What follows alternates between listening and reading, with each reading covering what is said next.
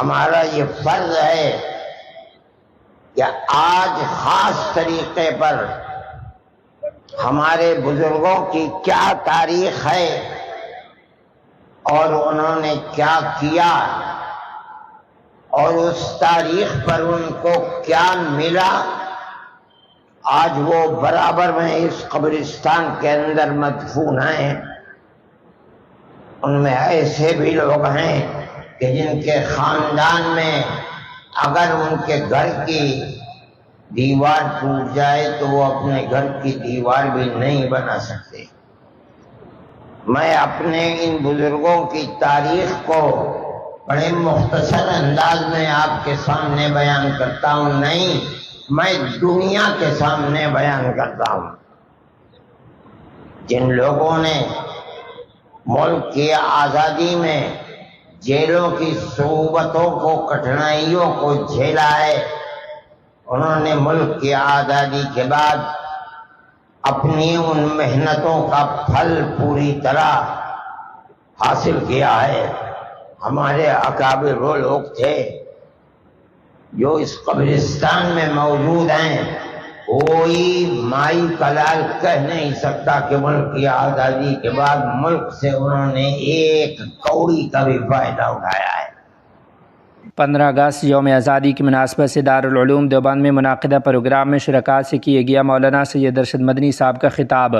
تفصیلات کے مطابق یوم آزادی کے موقع پر جمعیت علماء ہند کے صدر مولانا سید ارشد مدنی صاحب نے دارالعلوم دیوبند میں خطاب کرتے ہوئے ہندوستان کی آزادی کی جدوجہد میں مسلمانوں، علماء اور دانشوروں کی قربانیوں کو یاد کیا اور کہا کہ ملک کی آزادی کسی کی طرف سے دی گئی بھیک یا احسان نہیں، بلکہ ہمارے بزرگوں کی طویل جدوجہد، جیل کی صعوبتوں اور بے شمار قربانیوں کا نتیجہ ہے۔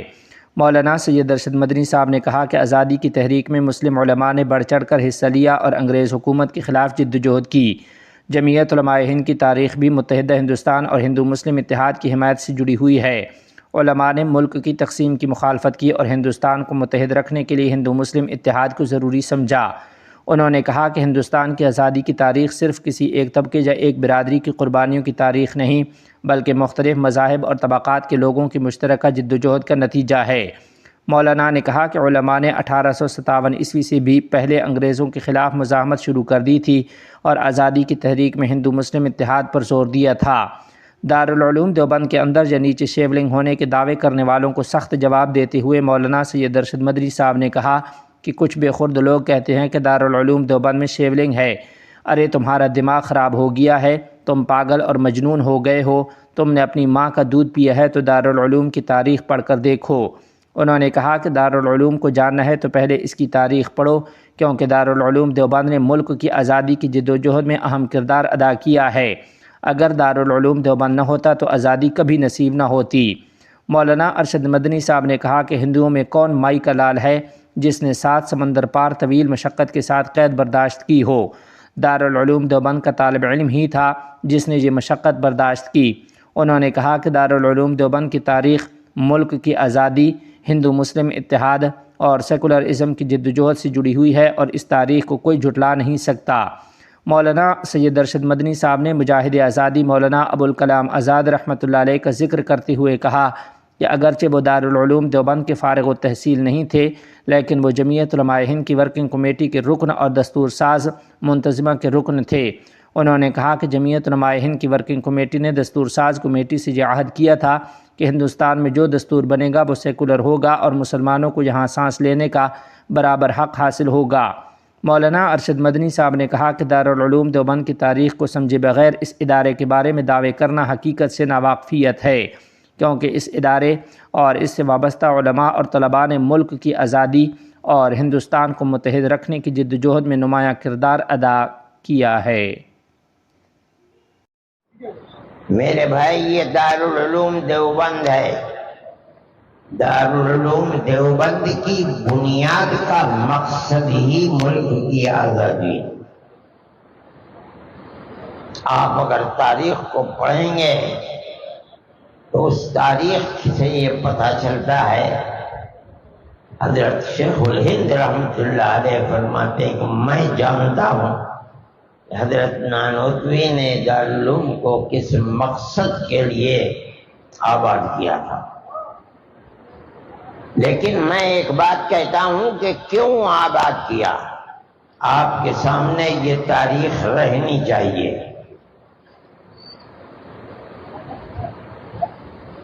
شاملی کے میدان کے اندر جو کچھ ہوا تھا، ابتدا میں ہمارے اکابر حضرت حاجی صاحب حاجی امداد اللہ صاحب مہاجر مکی اور ان سے وابستہ لوگ جیتے، لیکن انگریز کے پاس ایک طاقت تھی اس دنیا کی جس پر انگریز یہ دعویٰ کرتا تھا کہ ہماری حکومت کے اندر سورج غروب نہیں کرتا۔ انجام کے اعتبار سے شکست ہوئی، 1857 کے اندر ناکام ہو گئے۔ یہ دوسرا جہاد تھا۔ دنیا یہ سمجھتی ہے کہ 1857 کا آزادی ملک کے لیے جہاد پہلا جہاد ہے، مگر وہ نادان تاریخ سے ناواقف ہیں۔ پہلا جہاد سن 31 کا ہے، جس میں شاہ عبدالعزیز صاحب محدث دہلوی کے بنائے ہوئے دو ان کے شاگرد سید احمد شہید اور شاہ اسماعیل شہید دونوں کے دونوں شہید ہو گئے ہیں۔ اس کے بعد جو لوگ بچ گئے وہ دلی آئے اور انہوں نے 31 سے لے کر 1857 تک ملک کی فضا کو بنایا، جہاد کے لیے میدان بنا کر کے سن 1857 میں ہندو اور مسلمان دونوں کو لے کر جہاد کیا۔ اس جہاد کے اندر بھی سنبھل، مراد آباد، دلی، میرٹھ، دیوبند کے قریب یہ گاؤں ہے، گاؤں والے جانتے بھی نہیں۔ پلاس اور سانپڑا، ان دیہاتوں کو آگ لگا دی گئی تھی، یہاں کوئی مکان نہیں رہ گیا تھا۔ یہ ان لوگوں کو قتل کیا گیا، پھانسی کے تختے پر چڑھایا گیا۔ صرف دلی کے اندر 32 یا 33 ہزار لوگوں کو قتل کیا گیا۔ یہ تاریخ ہے ملک کی، اور اس کے اندر سب سے بڑی طاقت مسلمانوں کی تھی۔ اس کے بعد ہمارے اکابر کو، حضرت گنگوئی رحمۃ اللہ علیہ کو جیل میں بھیج دیا گیا۔ حضرت حاجی صاحب کو ان کے شاگردوں نے چھپتے چھپاتے جہاز میں بیٹھا کر مکہ معظمہ بھیج دیا، اس لیے کہ وہ بوڑھے تھے اور انگریز کے قید کی صعوبتوں کو برداشت نہیں کر سکتے تھے۔ حضرت نانوتوی رحمۃ اللہ علیہ یہیں رہے مگر گرفتار نہیں ہو سکے۔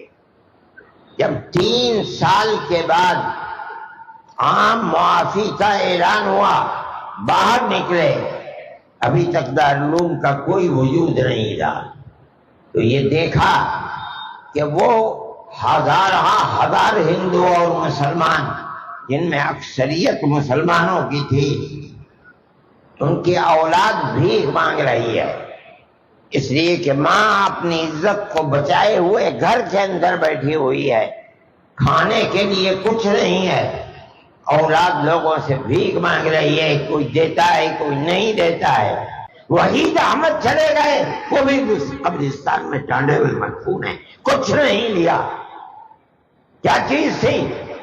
اس لیے کہ انہوں نے جو کچھ کیا تھا شیخ الہند کی تحریک سے کیا تھا، ملک کے لیے کیا تھا، ملک سے حاصل کرنے کے لیے نہیں کیا تھا۔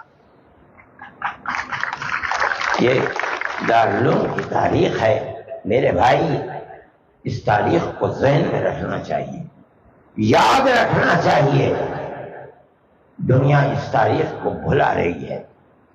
یہ بڑی بدقسمتی کی بات ہے کہ آج ملک کے اندر فرقہ پرستی کی جو طاقت ابھری ہوئی ہے، وہ مسلمان جس کی تاریخ یہ ہے جس کو میں نے آپ کے سامنے بیان کیا، اس مسلمان کو دہشت گرد بتاتی ہے۔ آج بھی میں نے اخبار کے اندر دیکھا جس کے اندر کہتے ہیں کہ 80% مسلمان ملک کے اندر دہشت گرد ہیں۔ ارے پاگل، تم نے ملک کی تاریخ کو کیا جانا ہے؟ وہ مسلمان جس کی تاریخ یہ ہے کہ میں وہ ملک کا دشمن اور دہشت گرد ہوگا؟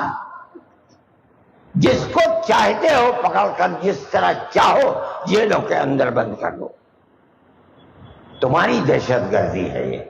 فرقہ پرست طاقتیں دہشت گرد ہیں۔ ہندوستان کے اندر مسلمان کی تاریخ یہ ہے، جس کو دیکھنا ہے وہ آئے اور دارالعلوم دیوبند کو دیکھے، اس کی تاریخ کو پڑھے اور دیکھے کہ مسلمان اور ان کے باپ دادا کس طرح ملک کی آزادی کے لیے قربان دینے والے تھے، جنہوں نے ایک پیسہ بھی ملک سے نہیں لیا۔ اس کو سمجھنا چاہیے۔ آج کی جو صورتحال ہے، جب ملک آزاد ہوا تو ملک کی دستور سازی کی جو کمیٹی تھی، مولانا حفظ الرحمان صاحب جو جنرل سیکریٹری جمعیت علماء کے تھے اور دارالعلوم کے فارغ تھے، مولانا ابو الکلام آزاد تھے۔ مولانا اگرچہ دارالعلوم کے پڑھے ہوئے نہیں تھے، مگر جمعیت علماء ہند کے ورکنگ کمیٹی کے ممبر تھے، ملک کی دستور ساز کمیٹی کے یہ دونوں ممبر تھے۔ جیسے جیسے ملک کی آزادی قریب آتی رہی، یہ لوگ سمجھتے تھے کہ کیا ہو رہا ہے، جمعیت علماء برابر موتی لال نہرو سے، گاندھی جی سے برابر یہ عہد لیتی چلتی تھی کہ ہم سے ہمیں بتاؤ اور عہد کرو کہ ملک آزاد ہوگا تو ملک کا دستور سیکولر دستور بنے گا، جس کے اندر مسلمان کو اپنے مذہب کے ساتھ زندہ رہنے کا حق ہوگا۔ اور برابر ورکنگ کمیٹی عہد کرتی چلتی ہے کہ ملک کے اندر ہندوستان میں گورنمنٹ بنے گی تو ملک کا دستور سیکولر دستور ہوگا، اور ہندوستان ملک کے اندر اقلیتیں اور خاص طور پر مسلم اقلیت اپنے مذہب کے ساتھ زندہ رہے گی۔ میں آپ کو اس زمانے کی ایک چیز جو حضرت رحمت اللہ علیہ کے قلم سے لکھی ہوئی ہے، میں آپ کو پڑھ کر سناتا ہوں، آپ یہ سنیے۔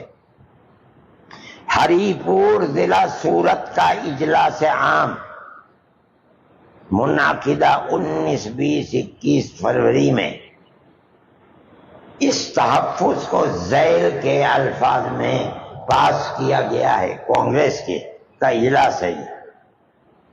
ورکنگ کمیٹی نے اکتوبر 1937 میں کانگریس کی ورکنگ کمیٹی نے کلکتے کی میٹنگ میں اقلیتوں کے حقوق پر جو تجویز پاس کی تھی اسے یہ کانگریس منظور کرتی ہے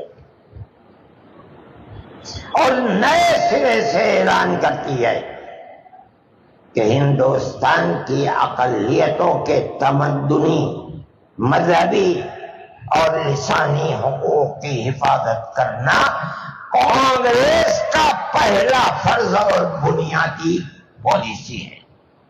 پھر پڑھیے اس لفظ کو، کانگریس اعلان کرتی ہے کہ ہندوستان کی اقلیتوں کے تمدنی، مذہبی اور لسانی حقوق کی حفاظت کرنا کانگریس کا پہلا فرض اور بنیادی پالیسی ہے، تاکہ حکومت کی کسی بھی ایسی اسکیم میں جس میں کانگریس شریک ہو، اقلیتوں کو ترقی اور نشو و نما کا زیادہ سے زیادہ موقع مل سکے اور وہ قوم کی سیاسی، اقتصادی اور کلچرل زندگی میں پورا حصہ لے سکے۔ آپ نے سنا، اب اس کے بعد سنیے۔ بنا بری اس بنیاد پر مسلمانوں کو مطمئن رہنا چاہیے کہ آزاد ہندوستان کی حکومت میں ان کا مذہب اور مذہبی فرائض کیا ہیں، وہ اذان، نماز، جمعہ، عید، روزہ، حج، زکوٰۃ، مذہبی تبلیغ، مساجد، مقابر، قربانی، مذہبی جلوس، مذہبی جلسے وغیرہ، جملہ مذہبی رسوم اور مذہبی ادارے محفوظ ہوں گے۔ اور اسی طرح ابھی اور سنیے، اور اسی طرح ان کی تہذیب، ان کا تمدن، ان کے تعلیمی ادارے، خانقاہیں، امام باڑے، عیدگاہیں، تکیے، کربلائیں، آثار قدیمہ، اوقاف وغیرہ سب محفوظ ہوں گے۔ اور سنیے، اور اسی طرح ان کی زبان، ان کی شاعری، رسم الخط وغیرہ سب کے سب آزاد اور محفوظ ہوں گے، کسی پر کوئی رکاوٹ اور قید نہ ہوگی۔ مسلمان ہرگز دھوکہ دینے والے، خود غرض اور خود غرضوں کے اعلی کار لوگوں کے دام فریب میں نہ آنا چاہیے، اور پورے اعتماد اور اطمینان کے ساتھ کانگریس میں داخل ہو کر جنگ آزادی میں جد و جہد کرنی چاہیے۔ شائع کردہ U P Congress election board, National Herald press, Lucknow, فروری 1946۔